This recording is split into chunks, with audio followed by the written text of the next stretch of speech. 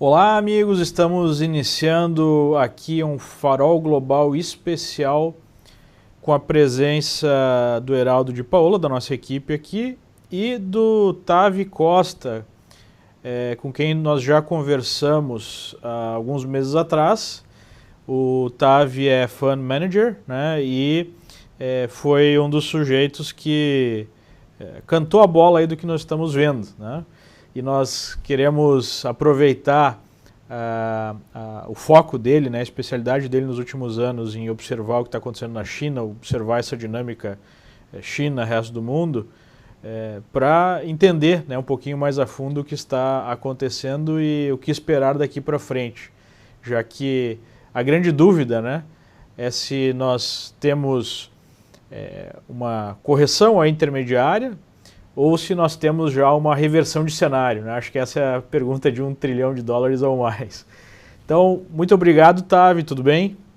Muito obrigado por conversar com vocês, a oportunidade de conversar com vocês novamente. Também estou ansioso para elaborar um pouco mais nessa tese que, na minha opinião, ainda está apenas no começo. Legal. Olá, Heraldo, tudo bem?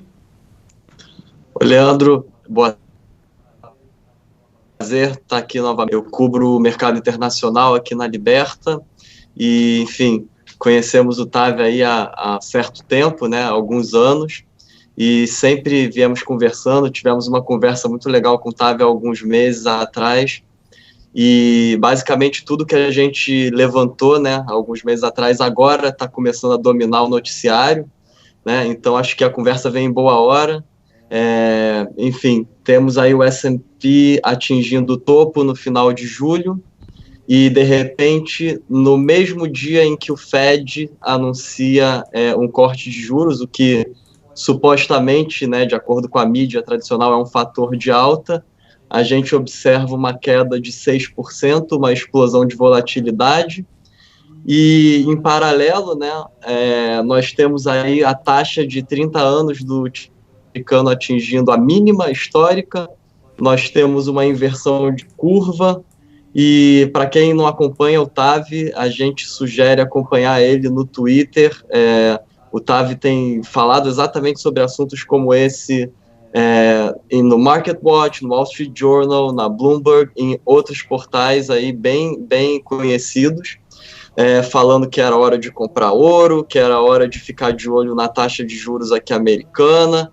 Enfim, vamos começar aqui a conversa e, claro, sempre nosso disclaimer que o nosso bate-papo aqui não é nenhuma sugestão, nenhuma recomendação de ativo, é um bate-papo sobre economia global com o nosso amigo Tavi Costa. Só para dar, né, um contexto para o pessoal que está chegando agora, né, o que está acompanhando, o que a gente está observando nos últimos dias, especialmente após a última decisão do Fed, é uma correção do mercado que ficou mais aguda, né? E parece que houve aí um encadeamento de situações. Primeiro, né, pelo menos o que pareceu ser o driver dessa correção, além da própria dinâmica de sobe no boato e cai no fato, né, porque o mercado, digamos assim, precificou uma situação benigna, né, de uma expectativa do novo ciclo prolongado de queda de juros por parte do Fed e o encaminhamento, digamos assim, da questão relação Estados Unidos-China, relação comercial, depois do G20, quando o Trump suspendeu, né, as tarifas. E aí nós tivemos, logo após a decisão do Fed, já, né, na coletiva lá, explicando a tradicional coletiva após a decisão, o Powell dizendo que não enxergava uma inversão, digamos assim, da política do Fed, sim um ajuste nessa política. Ou seja, meio que sugeriu que não teríamos um número grande de cortes para ajustar, né, a política monetária. E o mercado não gostou disso. Tampouco o Trump, que reclamou no próprio Twitter.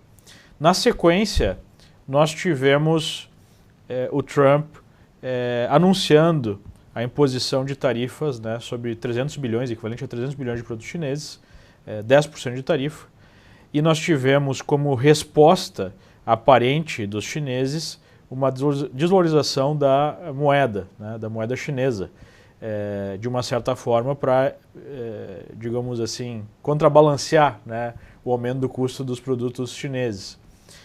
E há a expectativa, então, de uma guerra comercial mais prolongada e mais feia do que todo mundo imaginava até a semana passada, né? O que ficou parecendo para mim, Tavi, me corrija se eu estiver errado, né? Enfim, eu dei a sua opinião, é que essas duas coisas estão interligadas no seguinte sentido. É uma tese que eu tenho levantado aqui. Talvez o Trump esteja querendo forçar a mão do Fed, né, numa política mais expansionista, porque o próprio Fed colocou que um dos motivos para fazer esse ajuste na política monetária era exatamente os riscos que envolviam, né, a guerra comercial. Como o Trump abertamente busca uma redução nas taxas de juros, até porque ele quer estender esse ciclo e garantir a reeleição dele, né, me parece que pode ter alguma coisa a ver essa decisão de colocar lenha na fogueira da guerra comercial, né? E obviamente que isso parece ser uma estratégia bastante arriscada, né? Essa seria a pergunta número 1 para você. E a pergunta número 2 todo o mercado está focado na questão da guerra comercial em si, e nos desdobramentos da guerra comercial como se fosse uma decisão binária do tipo, se resolver a questão comercial, se tiver algum tipo de acordo, tudo vai às mil maravilhas. Se não resolver, vai ser um inferno. Mas me parece que a situação macro-chinesa é muito mais complicada, né? E independente desse buzz de curtíssimo prazo, a situação não deve se resolver facilmente, né? Então, são essas duas perguntas, colocações que eu faço aí para você avaliar. Então, eu acho que você está correto na primeira parte que você falou, principalmente com relação ao corte da taxa de juros e a estratégia do Trump em si até as eleições do ano que vem. Se você pensar e fizer cálculos apenas da correlação entre as condições econômicas com relação à reeleição de presidentes em geral, ela está bem coligada, né? Então, se você... eu acredito que o Trump esteja tentando fazer isso sim. O corte da taxa de juros não faz sentido nenhum devido ao tamanho da bolha, e a única coisa que faz sentido é devido à inversão da curva de crédito dos Estados Unidos em si, que acaba forçando o Banco Central aqui a ter que reduzir a taxa de juros. Agora, eu acredito que né, na história, vale lembrar que também estávamos numa situação parecida em 2008. Tivemos eleições naquele período, e em 2007 foi quando o mercado estava também começando o seu declínio, que acabou sendo uma crise financeira global. Então, eu acredito fortemente que quando o ciclo econômico ele muda, ele faz essa viravolta, eu acho muito difícil, eu acho praticamente impossível um governo ou um banco central conseguir prevenir esse tipo de mudança. Então, essa é a parte principal. Eu não acredito que o Trump vai conseguir realmente... a probabilidade de uma crise até as eleições, né, no nosso cálculo, é muito alta. Então, acho que essa é a primeira parte. Eu acredito que a parte do câmbio, a parte dessa guerra cambial, da guerra até mesmo de negócios com a China, ela é uma ponte que o Trump está tentando fazer para também aumentar a sua popularidade, né? Então, isso foi uma coisa que funcionou muito em 2016, e eu acho que ele sem dúvida, está pensando em criar o mesmo ambiente, né, dessa guerra entre os dois países, entre os dois poderes. Mas é um problema, né, hegemônico, né, desses dois crescimentos né, de poderes econômicos em geral, os Estados Unidos e a China, né? Tivemos 16 outros na história, né, voltando séculos, no passado, tivemos outros 16 que ocorreram nessa, né, de brigas de dois poderes econômicos, e 12 deles, né, tiveram uma guerra, causaram uma guerra.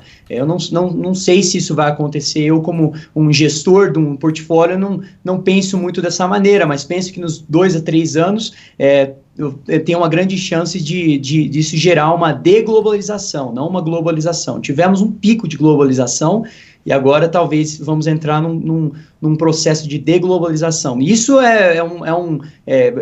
vale lembrar que em períodos assim de deglobalização também são períodos em que acaba tendo um grande risco de inflação, porque, né, se os países estão importando e exportando produtos, principalmente na parte de importação em geral, né, devido a essa guerra cambial ou guerra de negócios em si, das contas correntes globais, isso pode sim gerar um aumento de inflação. Não é o que estamos vendo hoje ainda, principalmente porque essa desvalorização da moeda chinesa, ela é desinflacionária, ela não causa inflação em si, fora da China. Dentro da China, sim; fora da China, não. Então, essa é uma parte importante também. Então, eu não acredito que eu acho que você está certo, que o Trump está fazendo isso, é uma decisão política junto com o Fed. Eu sei que ele acabou, né, colocando o Fed numa parede, né, eles não tinham muita opção, tiveram que baixar a taxa de juros. Acho que vão baixar ainda mais, devido a essa curva de crédito hoje está invertida aproximadamente a 73%. Acabei de publicar isso no meu Twitter, né, atualizando esse gráfico, que é uma quantidade tão alta quanto era bem no pico da bolha de 2008, que começou em 2007, como eu falei, e também na bolha de tecnologia de 2000. Então, esse desenvolvimento no mercado de crédito é extremamente importante. Me lembra novamente a sua segunda pergunta, Leandro, que eu esqueci a segunda. A pergunta é a seguinte, né?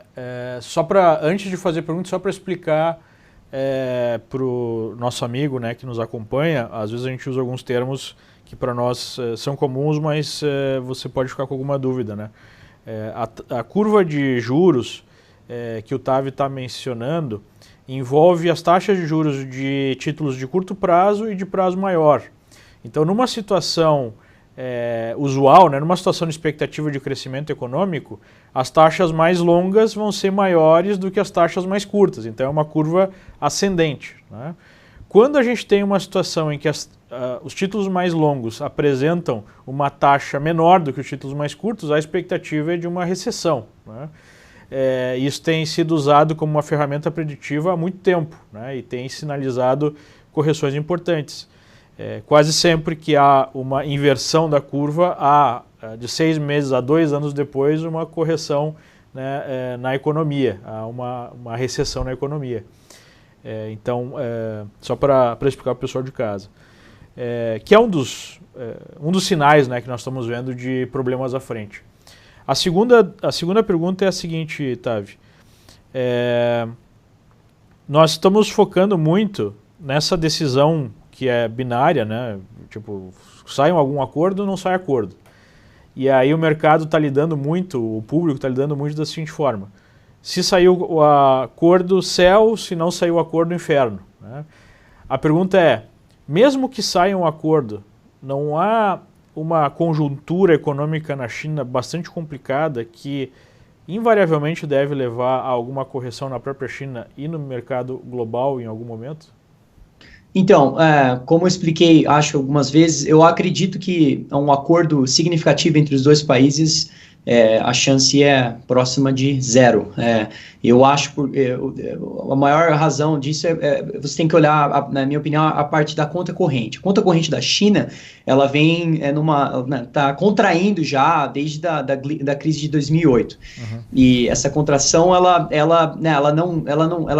bate cabeça com o modelo econômico da China dos últimos anos, né? Que é um modelo que depende de exportação, é um modelo que hoje em dia a China, né, ela está vendendo dólares para conseguir continuar com o seu câmbio, né, aonde está hoje, para conseguir esse câmbio fixo que se mantém hoje no mercado.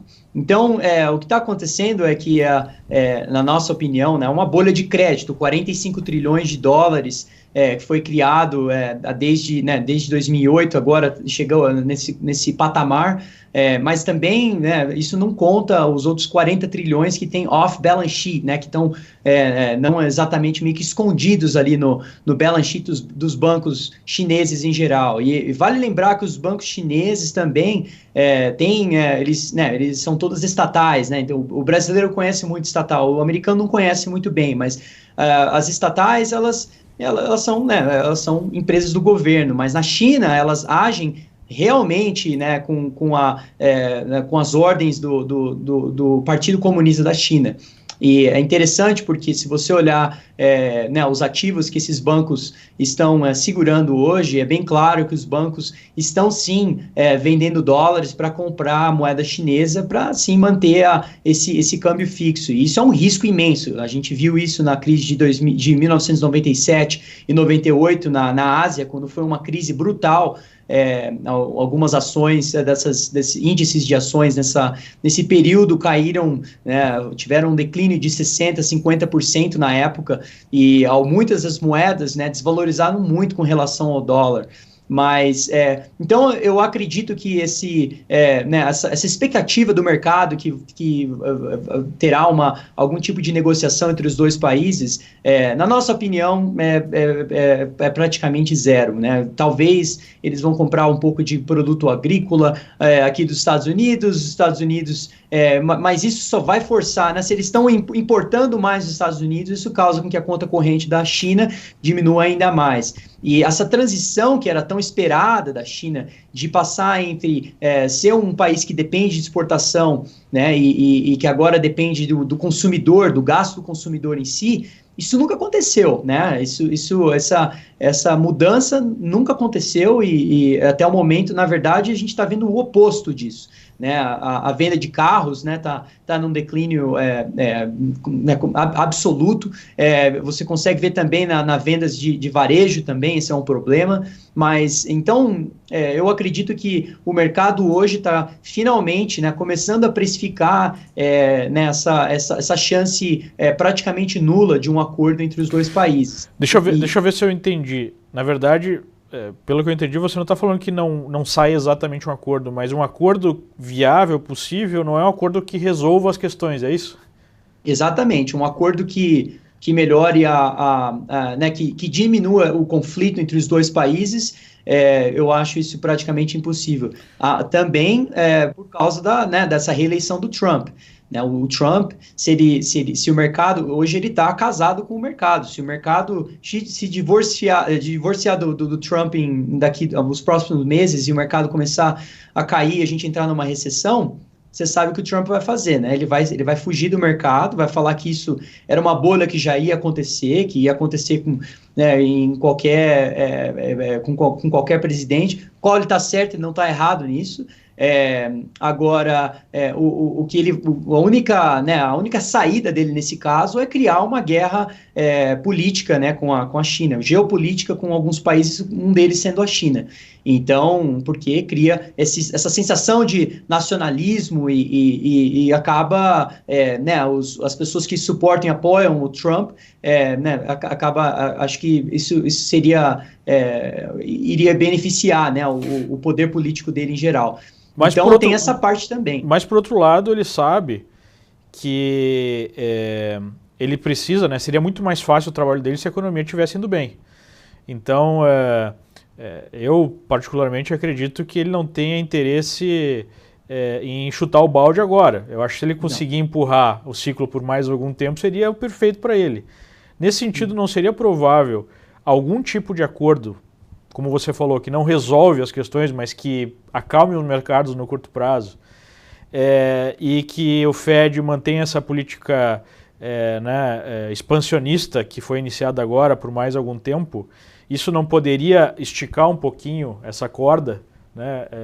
Não seria um desdobramento de curtíssimo prazo para posteriormente a gente ter aí sim uma correção maior? Bem colocado. Então, existe um ciclo que a gente colocou, né?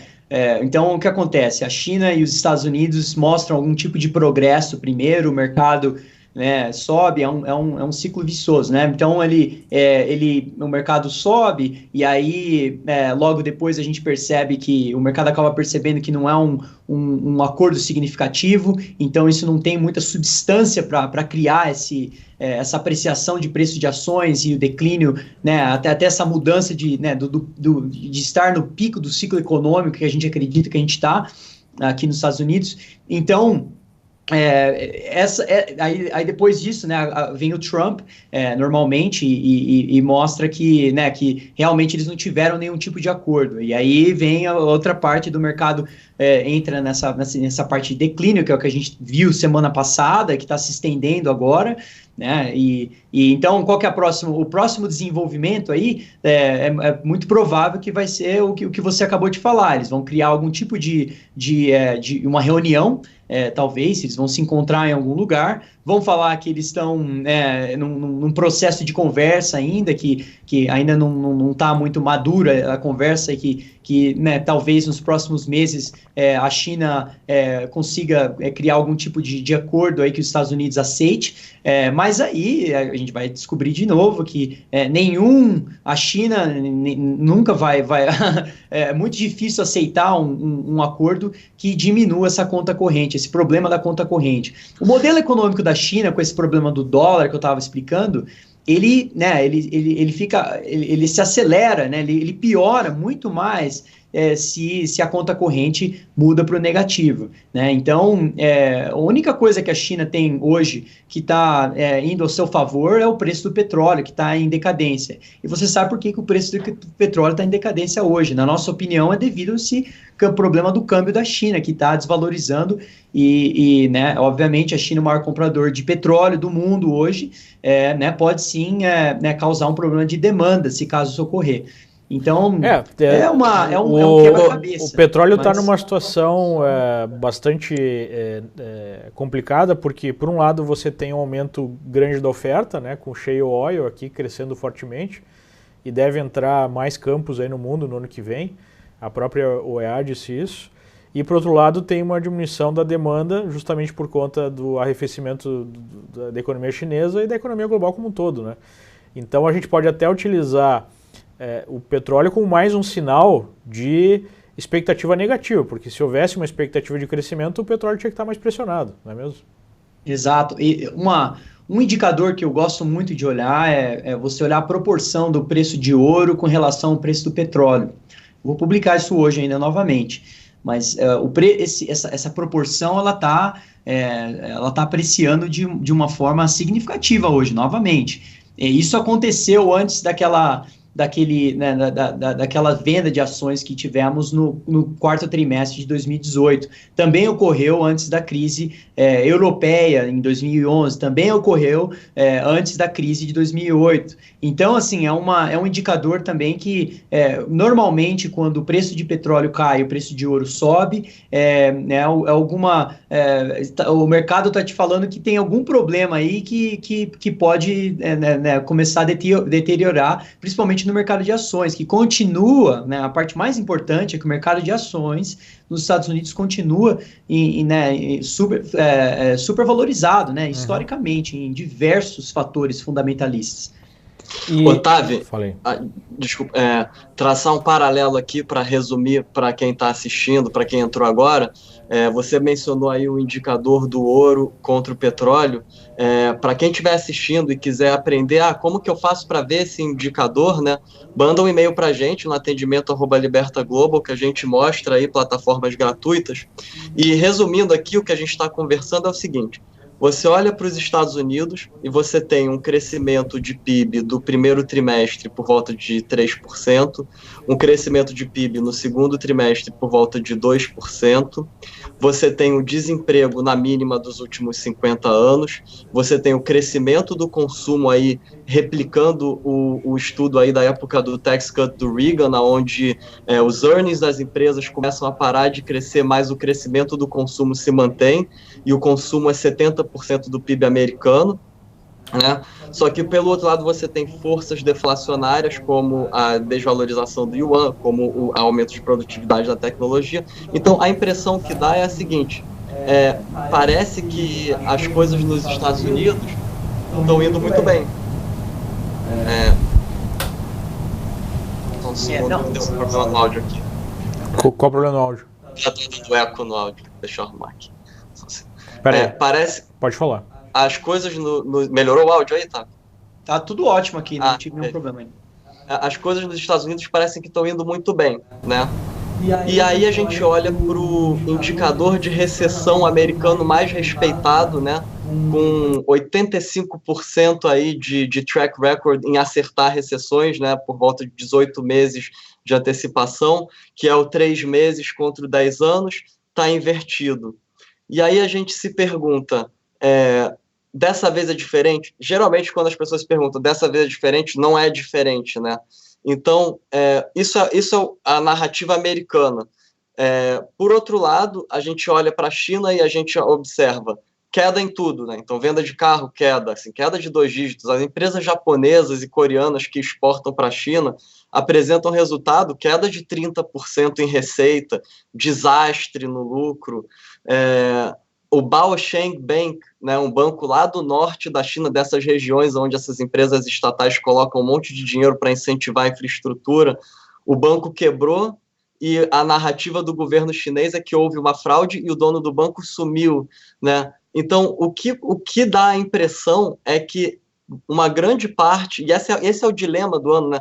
Que uma grande parte da inversão da curva, na verdade, se trata de uma assimetria que surgiu após a crise de 2008, onde quem está no Japão, quem está na Europa, tem taxa negativa de juros, e os caras olham para os Estados Unidos, com a economia crescendo, e falam, pô, se é para eu ganhar menos 0,2 num título alemão de 10 anos, ou 3% no título do Tesouro Americano, é um no-brainer. Eu vou trocar. E isso vai empurrando a curva, e isso, ao mesmo tempo, vai trazendo a narrativa.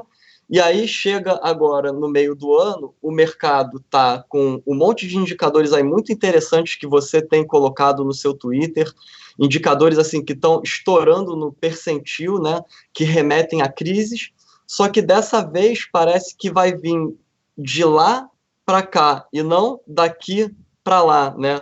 O que você pode falar para a gente, para quem está assistindo, desse dilema da inversão de curva e dos preços dos ativos de risco, né? E, enfim, essa dinâmica. Se realmente a China estourar, se a economia chinesa realmente, a gente vê um 1929 chinês, como é que isso vai afetar aqui? Como é que isso vai afetar os emergentes, o Brasil? O que você enxerga aí nos próximos passos, né, dessa dinâmica?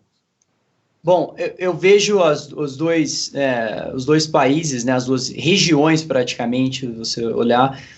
Bom, tem a China, que é uma bolha de crédito, e os Estados Unidos em si eu não vejo tanto como uma bolha de crédito como a China, mas sim, né, os ativos, os assets aqui dos Estados Unidos são todos supervalorizados em quase qualquer né, fator que você olhar, tanto de casas como no mercado corporativo, de ações, de crédito, o que for. Então, não, essa é a parte principal, né? Uma distorção de preço maior com relação à parte fundamental e macro, e a outra é com relação à parte de crédito ao seu, né, ao seu modelo econômico, o que tem acontecido na parte geopolítica, entre outros. Então, essas são duas partes principais. Agora, a China, como já falamos, tem aproximadamente, foi responsável por quase 60% do crescimento global do PIB desde 2008. Então, um declínio, né, um possível 1929 na China ou algo do tipo, eu acredito que vai ter vai causar um problema global. Principalmente em países como o Brasil. Então, né, infelizmente. Então, agora, nos Estados Unidos, né, até a parte de juros que você comentou, sem dúvida, aproximadamente 17 países hoje têm a taxa de 30 anos de juros soberana abaixo da taxa do Fed diária. né? Então, 17 países. Então, essa divergência, né, hoje a gente está vendo, né, que esse declínio da taxa de juros americana, né, tem sido um fluxo, né, para a compra de tesouro nacional americano tem sido enorme. E isso causa também, querendo ou não, uma demanda para o dólar. Então, o que eu acho interessante é essa tese que ela se distribui entre você, né, nós pelo menos temos uma posição extremamente otimista ao metais preciosos, principalmente por causa do momento que estamos no ciclo econômico, mas também temos uma posição positiva com o dólar. Então, o preço de ouro em si, com relação às moedas como as moedas asiáticas, né, até mesmo de países emergentes, ou até a Europa em si, né, parece que isso sim é onde está uma grande oportunidade, né? Esses preços tendem a subir quando tem um tipo a economia contrai ou algo mais extremo ocorre.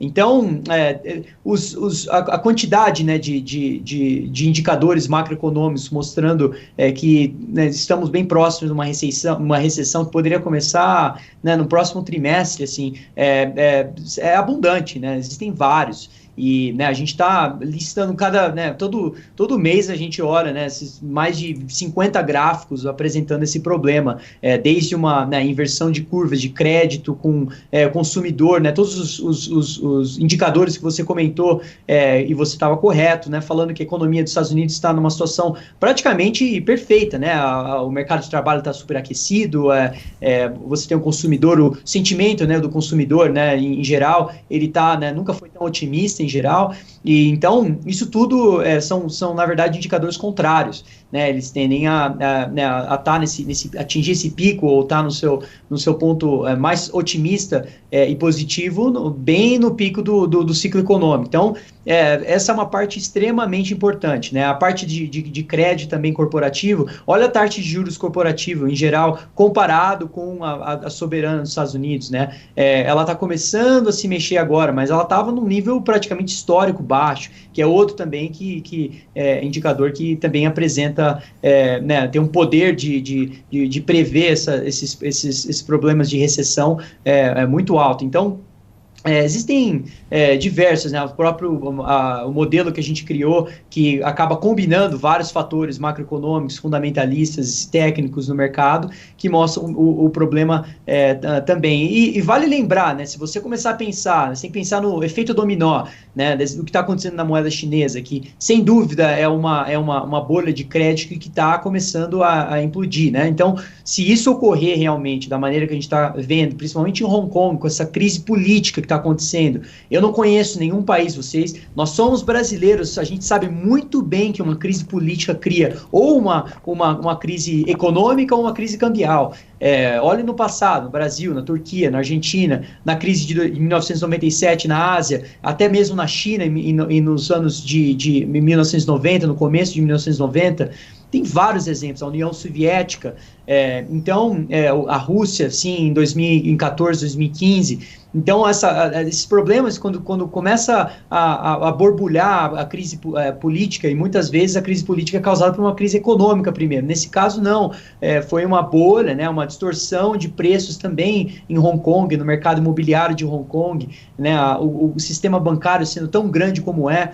Então, você juntando todos esses problemas, finalmente agora a gente está começando a ver um problema político em Hong Kong, né? Agora, você acha que a situação em Hong Kong pode ser um proxy para uma situação da classe média chinesa? Porque Hong Kong, por ser, né, uma antiga colônia inglesa, né, ainda as pessoas contam com uma série de prerrogativas parecidas, né, com o Ocidente. Tem liberdade para expressar, tem liberdade para protestar, enfim. E, obviamente, que essa medida de facilitar, né, a transferência de pessoas presas em Hong Kong para a China, né, enfim, que eles chamam de mainland China, né, porque é diferente de Hong Kong, que tem uma semi-autonomia, pelo menos o pessoal de Hong Kong está percebendo isso como o começo do fim, né, da liberdade, e está agindo de acordo. Mas será que é algo além disso? Será que tem aí um componente econômico nessa indignação popular? Número um. E número dois, será que essa indignação ou, né, não vamos colocar indignação, mas porque no Brasil começou assim também, né? Em 2013 os protestos começaram quando a festa começou a acabar, né? O dinheiro fácil e o crescimento grande diminuiu. Será que existe na sociedade chinesa, que não pode se expressar, né, de uma maneira geral, esse sentimento aí, essa percepção que o tempo das vacas gordas já passou e estão sentindo uma dificuldade maior econômica? Isso pode gerar uma pressão política para o regime? Ah, com certeza. Eu acho também que, sendo uma proxy para o que pode acontecer na China, é importante entender essa parte, porque né, o que está acontecendo em Hong Kong, normalmente quando você vê um aumento de protesto, você também começa a ver protestos em outros lugares, né?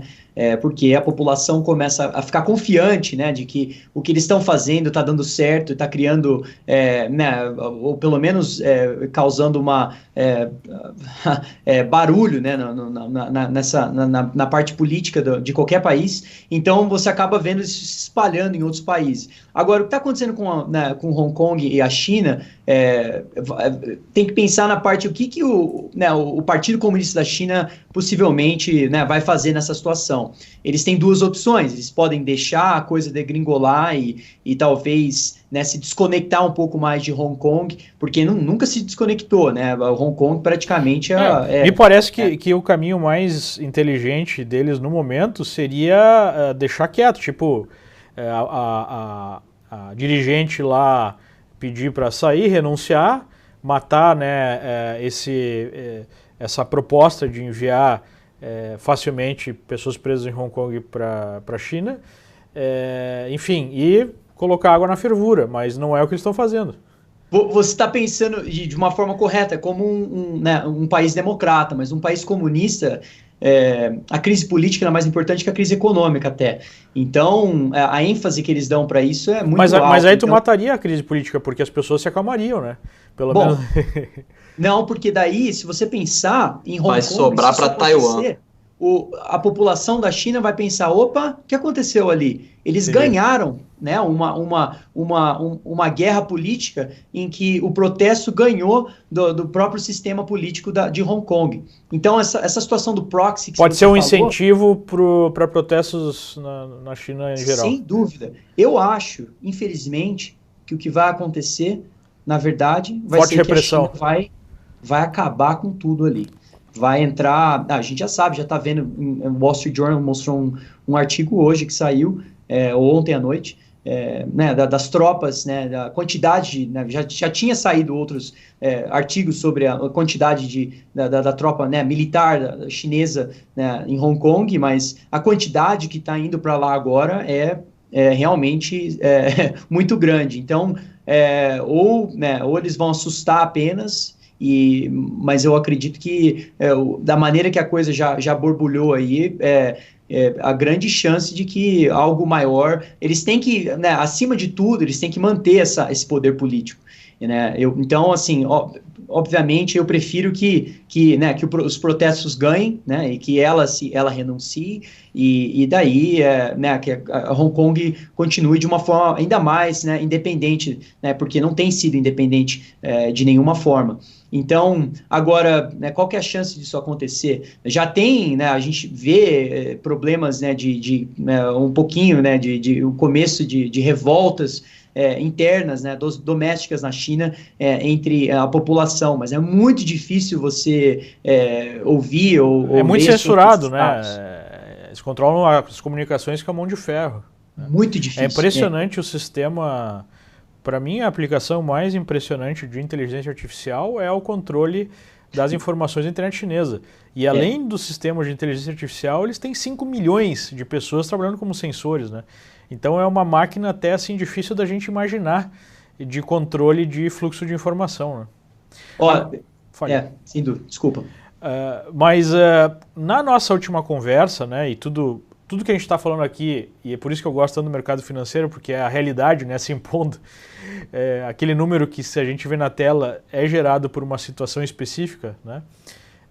Na nossa última conversa, nós falamos que um gatilho para o início de um processo, né, mais forte de correção, ou, digamos assim, a desmontagem dessa alavancagem chinesa, seria a desvalorização da moeda.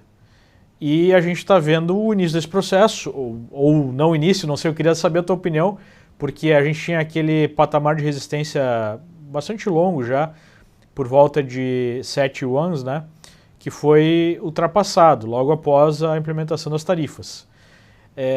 Então, as perguntas são, né, de fato a gente vai ver aí uma desvalorização maior, o que você acha? E número 2, há uma percepção também generalizada no mercado que o governo chinês consegue controlar até com certa facilidade a taxa de câmbio. É isso mesmo? Eles conseguem controlar essa taxa de câmbio facilmente ou não?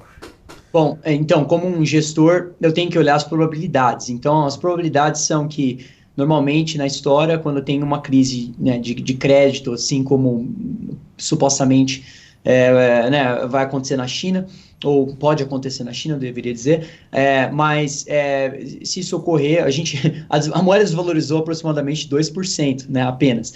Então, e você falou uma coisa correta, que foi passar esse patamar do 7%.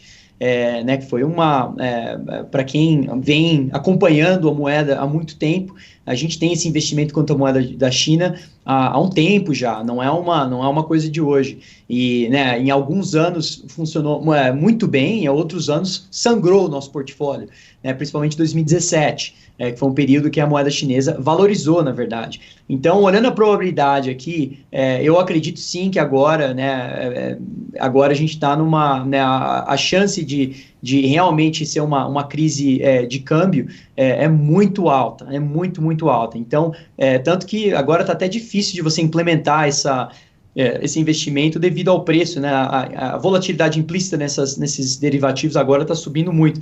Então, ela está ficando cada vez menos assimétrica do jeito que era, né, alguns anos atrás. A parte de Hong Kong ainda continua, né, investir contra a moeda de Hong Kong ainda continua um pouco mais atraente, mas também vem subindo bastante, né, o valor em si. Então, obviamente, como o valor sobe, nossos investimentos também sobem porque a gente está investido nisso. Agora, eu acredito que, né, existem duas possibilidades, ou três até, né? Uma seria quando tem uma bolha de crédito e ela estoura, que é o que provavelmente está acontecendo devido a alguns bancos já falhando na China, né? O número de defaults já aumentando também em várias empresas na China em geral. Então, a grande probabilidade aqui é que ou o mercado chinês vai entrar numa crise na parte de ações em si, né? Lembra que em 2018, quando a gente conversou, 40%, a média das ações chinesas já estavam num declínio de 40% naquela época, né? Agora elas subiram, tiveram um ano né, surpreendente no começo do ano, principalmente, e agora a coisa está começando a voltar para a realidade. Então, no fundo, hoje a gente tem investimentos contra as ações e contra a moeda em si. Então, a gente acredita que a desvalorização será aí pelo menos de 20% a 30%, pelo menos, né? Isso vai também causar o preço de ouro em termos da moeda local, né, em yuan, apreciar também. Então, essa é a nossa aposta. Agora, na parte das ações chinesas, é uma parte um pouco mais delicada, porque tem ações chinesas que talvez não estejam tão caras quando você olha comparado com outras ações globais, mas e algumas têm exposição internacional, né? Tem um fluxo de recebimentos que não são só da China, enfim. Mas se você olhar essas ações como a Alibaba, entre outras que estão também, várias pessoas fizeram ótimas pesquisas aí sobre, né, a possível, até a própria Alibaba sendo uma enorme oportunidade, né, de entrar vendido, ou, entre outros. Mas, enfim, tiveram vários IPOs aqui nos Estados Unidos de empresas que hoje estão extremamente supervalorizadas, em termos históricos também, né, com relação a outras empresas. Então, a gente está escolhendo uma basket, né, sendo bem seletivo nessas ações.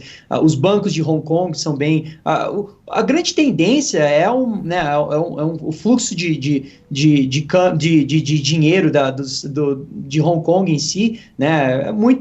Possivelmente a gente vai ver empresas saindo de Hong Kong. Estou em contato com vários fundos de Hong Kong, vários bancos de Hong Kong, e entro em contato com eles e pergunto muito essa para mim é a parte principal, eles já estão tirando dinheiro de lá ou não? e já tem vários planos, algumas já retiraram as suas plantas ou te retiraram a grande parte do seu capital. Então, esse fluxo de capital saindo de Hong Kong é o que causa a desvalorização cambial. Então, na China, esse problema ele é um pouco mais difícil de acontecer, por causa que o capital é fechado, né? A conta de capital da China ela ainda é fechada, mas você consegue perceber esse problema quando os mercados da Austrália e do Canadá começam a ter problema também. Por quê? Porque Coreia do Sul, né, que é um dos mais afetados. Coreia do Sul. As pessoas de elite da China, eles tiram o dinheiro da China e jogam no mercado imobiliário desses lugares. Então, a China está quebrando, vai fechar, vai formar uma barreira, não vai mais deixar ninguém tirar dinheiro de lá, né? Que talvez seja o que está acontecendo com as criptomoedas hoje, né? Eu não tenho, a gente não tem criptomoeda no portfólio, mas é uma coisa que, querendo ou não, um veículo para esses países, Venezuela, China, Turquia, entre outros, para conseguir retirar o seu capital de uma forma, né, talvez, obviamente, volátil, mas talvez mais líquido. Então, acredito sim que né, essa apreciação do Bitcoin não é apenas voltada nisso, mas tem uma parte que é muito grande, que existe essa demanda desses países, que é uma forma mais discreta de você né, remover o seu capital desses países, principalmente uma elite, né, uma família de elite chinesa que a gente vê vários casos assim já. Então, a demanda do investidor chinês investir em fundos como... e a válvula de escape sempre foi para o Hong Kong, né? Se essa fechar, aí fecha todas. Você tocou o ponto principal. O Hong Kong é o porto financeiro da China. Né, onde eles compram dólares, onde eles deixam o mercado ali aberto, né, mas o mercado da China é fechado. Então, agora... Eu falei um tempo atrás com um empresário chinês e ele falou que era relativamente fácil transpor o limite de 50 mil dólares enviados para o exterior através de Hong Kong, inclusive até utilizando títulos de seguro. Né? Fazia um seguro de vida de alguns milhões de dólares, que era permitido através de Hong Kong, e transferia esse prêmio para os Estados Unidos. Né? Era uma das maneiras. Tem outra maneira também, se você é uma empresa, se você criar uma empresa e você criar uma importação de Hong Kong, você vai pagar dinheiro para Hong Kong, certo? Você vai pagar dinheiro para Taiwan ou o que for. Então, você consegue causar essa, né, você consegue fazer esse fluxo de carro. Exato. Teve uma matéria interessante de venda de carro, que o pessoal comprava carro usado ou material usado, commodity usada, exportava para Hong Kong, vendia com desconto em Hong Kong para transformar em cash e de lá tirava. Né? Alumínio saiu recentemente também, controle de alumínio. O pessoal está fazendo mágica para poder tirar, porque na regra o cidadão chinês só pode tirar 50 mil dólares por ano da China. Né? Agora, fazendo uma pergunta aqui de advogado diabo, porque sempre que eu monto qualquer estratégia, qualquer tese, né, eu tento perguntar a mim mesmo qual seria a situação para que isso que eu imagino que aconteça não aconteça. Tipo, o que teria que acontecer para que esses desdobramentos não se apresentassem, né? Você conseguiria montar um cenário alternativo onde essa desvalorização não acontece, né? Esse movimento de correção na China não acontece? Você conseguiria imaginar isso de alguma forma? Bom, eu acho que eu vou também aproveitar e falar num outro argumento que também que pode que seja contrário ao nosso, né? Por exemplo, você tocou um ponto importante como será que o Trump consegue estender, né, o ciclo econômico aqui nos Estados Unidos, isso, as ações não caírem? Eu acho que a intervenção do governo ou do Banco Central, né, o que for, a melhor hedge que tem, na minha opinião, com relação a essa extensão, né, do ciclo econômico, seria ouro. Eu não consigo pensar num cenário que a intervenção seja de uma forma tão grande que não cause ouro e prata, e entre outros metais preciosos, a apreciarem devido a esse tipo de comando. Então, para mim, é uma coisa que eu venho focando, estou focando muito nessa parte, como que eu posso estar errado nessa proporção, né? Eu adoro a proporção de comprar ouro e vender ações, né? No Real Vision eu fiz uma apresentação sobre isso também. Eu acho que esse talvez seja um dos melhores investimentos aí. Agora, com relação à China, teria que ser um crescimento orgânico, né? Uma mudança no qual haja um crescimento orgânico. Alguma maneira que eles consigam né, parar o fluxo de caixa, de capital saído da China, né? Né, agora, se você olhar, fizer a matemática de quantas essas dívidas bancárias possivelmente vão valer zero ou já valem zero, né? Para eles resgatarem nessas dívidas, eles vão ter que emitir dinheiro. A emissão de dinheiro causa desvalorização da moeda. Então, a chance de eu estar errado meus cálculos estarem completamente errados na quantidade de dívida que tem o banco, né, os bancos chineses, o sistema bancário em geral. Se eu tiver errado nisso, aí... né, mas então, a gente sabe que, conhecendo, né, todos os dobramentos chineses, a maior probabilidade é que esteja errado para menos do que para mais. Né? Correto. Eu também acho. Principalmente na parte do PIB, né? Uhum. As pessoas sempre falam, não, porque não vai ter um problema, a China vai crescer ao invés de 7% a 4%. O que eles falam que eles estão crescendo a 4%, né, meu amigo? Mas ninguém faz o cálculo do PIB em si, né? Mas o PIB é muito difícil de calcular. Principalmente o problema chinês nós todos sabemos, né, das mentiras que ocorrem no Brasil, da corrupção em si. Imagina num lugar que tem um partido só e que não precisa dar satisfação para ninguém, né? Imagina, Leandro. É como se tivesse o PT no poder e ninguém pudesse fazer nada, ou cobrar nada, ou, enfim, verificar nada. Seria mais ou menos isso. Você tocou o ponto. Eu, como brasileiro, quando eu faço a pesquisa da China, essa coisa da importação, o que você comentou sobre o seguro de vida, o chinês ele é esperto.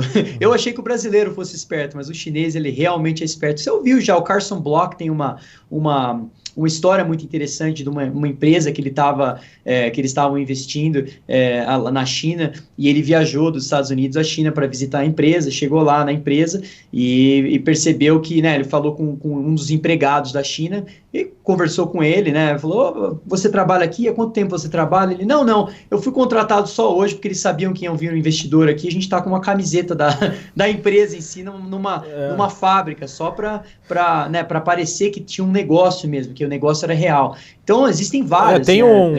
Tem um documentário da Amazon Prime, eu não sei se é a Amazon Prime que tem liberado ou Netflix, que é da bolha, né, de pequenas empresas, de IPO de pequenas empresas chinesas a partir de 2015, 2016.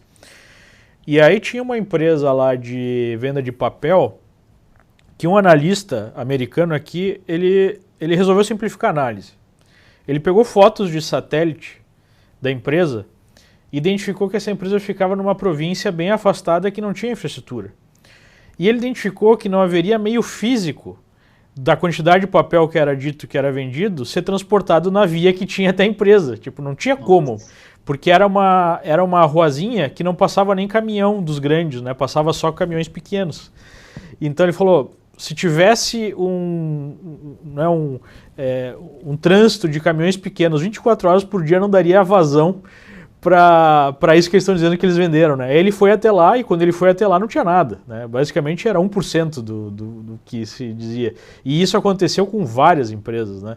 Então a gente tem uma série de exemplos muito negativos e a gente sabe pela natureza humana e pela natureza política que quando nós temos um grupo no poder, né, centralizando o poder e que não precisa dar justificativa para ninguém, nós podemos esperar o pior, né? Nós podemos esperar mentira, nós podemos esperar manipulação e assim por diante.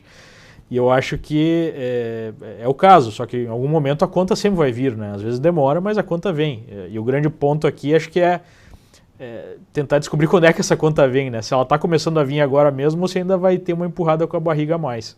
Exato. Agora, pode falar. Desculpa, mas mesmo com os números manipulados, eu acho que o presidente chinês de hoje é um dos piores da história que já tiveram, com números manipulados, hein? O menor crescimento em 25 anos, né?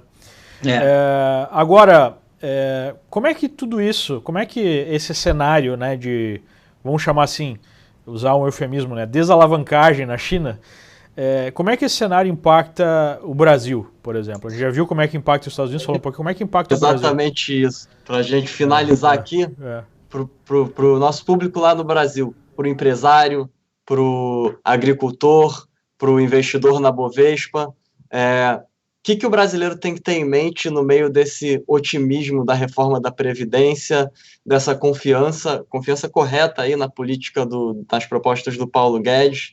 Como é que o empresário pode ser pego de surpresa? Bom, o investidor brasileiro ou até mesmo um trabalhador ou o que for pode ter pego de surpresa de várias maneiras. Alguma delas seria algumas commodities cíclicas, né?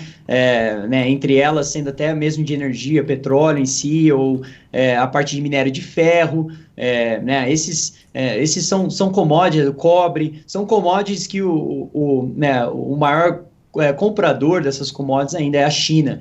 Então, uma desvalorização cambial ou apenas a desaceleração, o que for, uma queda econômica na China em si, tudo isso vai ter um impacto negativo nessas commodities. O Brasil, infelizmente, é um país que depende muito da commodity industrial, de commodities industriais e depende também do petróleo, né, em geral, né? Então, quando você olha essa parte de commodity, infelizmente acaba formando um cenário político, econômico muito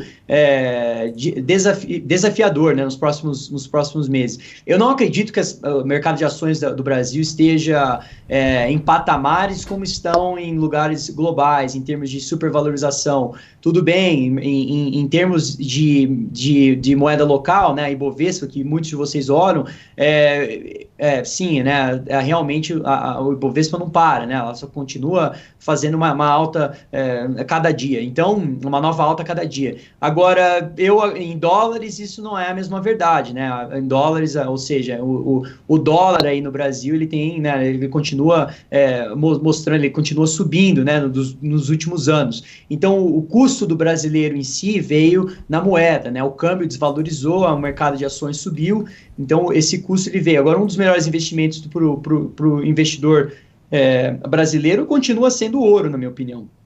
O ouro é um investimento que ainda me parece muito atraente, até mesmo em reais.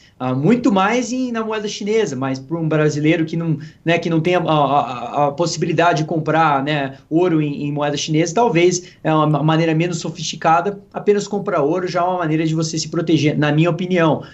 Agora, a parte econômica de PIB, né, entre outros, a parte mais macro do Brasil, ela deve sim também ser impactada de uma forma negativa, se caso isso ocorrer. Mas eu acho que o maior problema será no câmbio. Eu acho que o câmbio do Brasil, se correr uma desvalorização de 30% ou algo assim na China, eu não consigo ver um cenário que o real em si, ou o dólar, não chegue a 5 ou 6. Então, eu acho que, né, hoje as pessoas estão olhando para o real ou para o dólar, né, e vendo o patamar que está hoje, vendo que né, já talvez em situações extremas, mas se isso ocorrer, né, a chance da desvalorização de outras moedas emergentes também, né, assim como o Chile seria um outro que estaria na próxima na linha aí, eles estariam todos, né, numa situação bem delicada. Então, eu acho que para os investidores, né, agora é uma situação que algumas pessoas já me perguntaram se existe uma maneira de o Brasil decolar, né, se descolar do resto do mundo. Eu não acredito nisso. Eu acredito que se ocorrer, principalmente vale lembrar que o problema é principalmente na China e nos Estados Unidos. E sendo na China, o Brasil vende muita coisa para a China. Então, isso vai ter sim um impacto negativo no Brasil, na minha opinião. O meu medo é justamente que isso gere um efeito político, né? Porque finalmente, depois de anos de destruição da economia brasileira, a gente começou a arrumar a casa, né? Reforma da Previdência, vai vir a reforma tributária, privatizações, o mercado vai ficar mais eficiente. Mas a gente sabe que tudo isso, fazer reformas, né, com base de fato em mudanças estruturais, é algo que tem um tempo, né, para fazer efeito, e é lento esse efeito. É muito mais fácil você utilizar algum tipo de política, né, de intervenção. Você pega a reserva cambial, enfia na economia, dá um ciclo de bonança em 2, 3 anos, Obviamente que vai ser um preço caríssimo no futuro, mas para a lógica política às vezes pode fazer sentido, né? Então, exatamente. Até nos Estados Unidos também, né? A chance a mudança de um partido socialista entrar em comando é muito grande. Se a probabilidade de uma recessão é alta... Mas aí talvez essa visão em relação ao dólar fica prejudicada, né? Se isso acontecer. Então, é que o dólar é uma situação bilateral, né? Então, ou seja, se ocorrer vamos supor que entre um país socialista, né, aqui nos Estados Unidos, um país não, um poder. Um presidente. Um presidente, em geral... Bernie Sanders. Bernie Sanders. É possível, né? Um Bernie Sanders, o que for. Mas eu acho que né? Bom, a gente está longe ainda disso, né? Mas para entender o dólar em si, eu teria que entender aonde estão os bancos centrais naquela situação. Porque se tiver uma crise ou um problema, ou vamos supor que, né, a gente realmente esteja numa crise ou algo do tipo, sim, tem uma chance sim que o Banco Central americano tenha que, né, realmente emitir dinheiro, voltar a emitir dinheiro, baixar a taxa de juros para zero. Muito possível isso acontecer até mesmo nos próximos meses aí, não diria a zero, mas uma redução significativa aí da taxa de juros dos Estados Unidos nos próximos meses já. Acho que o maior problema é essa inversão da curva de crédito, né? Agora o Trump, como se tocou da situação também, acabou de tuitar sobre isso, então a coisa vai começar a borbulhar aqui também sobre esse assunto. Então, a chance do Fed ter que baixar a taxa de juros pode sim ter esse efeito. Eu continuo confiando muita convicção no meu investimento de ouro e a venda de ações. Eu acho que na minha opinião, se eu fosse fechar o ouro para os próximos 2 a 3 anos, eu acho que essa proporção de ouro ao S&P 500 ou o MSCI World, que seria índice de global de ações, pelo menos... Desde a mínima de meados do ano passado até agora, o ouro já está com 26% de alta, né? Impressionante. Já passou do mercado financeiro, que teve um ano exatamente. Sensacional. E está rompendo também uma resistência de vários anos, né? A resistência que está rompendo é a resistência de 2013. Então, do ponto de vista da última máxima, né, está em 142,10, eu estou olhando aqui GLD, que é o instrumento que a gente opera mais ouro, né, a máxima é 174, né, 174 até algumas máximas de 185, então, tecnicamente, seria um potencial, né? Exatamente. As mineradoras nos parecem também uma oportunidade interessante, principalmente para um large cap, uma estratégia de large cap. Eu vou colocar na tela aí para o pessoal ver o gráfico do GLD, né? Tá, essa congestão aqui desde 2013 está rompendo essa máxima, rompeu na verdade, né, entre 130 e 135, já está em 142, e se eu colocar o gráfico diário, dá para ver que o movimento está meio parabólico, assim, está bem forte, né? Tipo, em 4, 5 pregões foi de 132 para 142, subiu 10 pontos em 4 pregões, né? Exatamente. Então, o mercado está precificando, tipo, mesmo o dólar no Brasil deu uma porrada, estava lá nos 13,80 comemorando a Previdência, inclusive ontem foi aprovada a reforma da Previdência na Câmara em segundo turno, hoje tem a votação de alguns destaques, e o dólar nem sentiu. Até porque isso para o mercado já é águas passadas. Exato. Assim, é importante o investidor prestar atenção nas forças né, maiores em geral, né? Então, quais são as forças hoje, né? A China, o problema da China para o investidor brasileiro, se ele não entende o problema da China, ou se ele não está seguindo o que está acontecendo lá, ele está perdido, porque realmente eu acho que isso daí a chance de um impacto muito maior devido a, né, algum problema econômico chinês é muito maior do que qualquer coisa doméstica praticamente. Então, que pode causar no futuro, como você mesmo falou, um problema de né, crise política, tem essa probabilidade. Aí o cenário macroeconômico muda completamente, né, e a gente tem que olhar novamente para ver onde estão as probabilidades, mas uma crise política também pode acontecer, é bem possível. Legal. Bom, acho que deu para discutir bem a fundo o que está acontecendo. Agradeço aqui ao Tavi pelo tempo, né? O Tavi da Crescat Capital, que está fazendo um trabalho excepcional, né? Que, novamente, no mercado a gente dá muito valor para o track record, né? E nós tivemos aqui uma conversa alguns meses atrás e essa conversa está se comprovando, né? Tipo, as perspectivas aí estão se direcionando no sentido do que a gente conversou um tempo atrás. Então, e há muito fundamento, né, nessas avaliações aí que podem parecer pessimistas, mas talvez sejam bem realistas, né, na verdade. Então, muito obrigado, Tavi. Não sei se você quer dar aqui alguma palavra final. Um tchau, pessoal. Queria dizer que você, Leandro, e o Heraldo fazem um ótimo trabalho. Eu adoro conversar com vocês. É um prazer né, ser amigo de vocês e ter a chance assim, de bater um papo. Gostaria até de saber mais a opinião de vocês. Eu acabo falando muito minha opinião, acabo não escutando a opinião de vocês. Então, uma outra vez, talvez a gente converse sobre a opinião de vocês. Eu vou fazer as perguntas. Tá bom, combinado, fechado. Mas o prazer é nosso, cara. Nós adoramos também essas conversas aqui.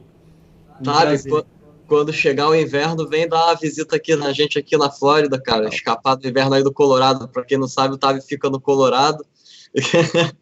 Eu fujo do Wall Street, mas também adoro a Flórida, então eu vou sim te visitar, não pode ter certeza. Vem aí. E, pessoal, muito obrigado aí. Agradecer também ao pessoal que assistiu. Para quem quiser acompanhar tudo isso que a gente está conversando aqui com o Tavi, eu tenho escrito sobre esses assuntos na nossa coluna de mercado internacional da liberta.com.vc, tá? A gente criou o nosso perfil da Liberta Global no Twitter mês passado. Entra lá no Twitter Global, o perfil do Tavi está marcado lá.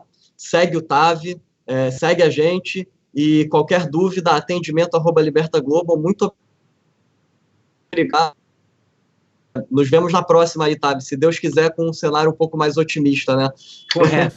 Olha, cara, muito obrigado. Para quem tá comprado em ouro, tá bem otimista a situação. Exato. Otimista para quem, né? Exato. Mas então tá bom, muito obrigado, Tavi, e até a próxima, se Deus quiser. Tchau, tchau. Até a próxima. Valeu.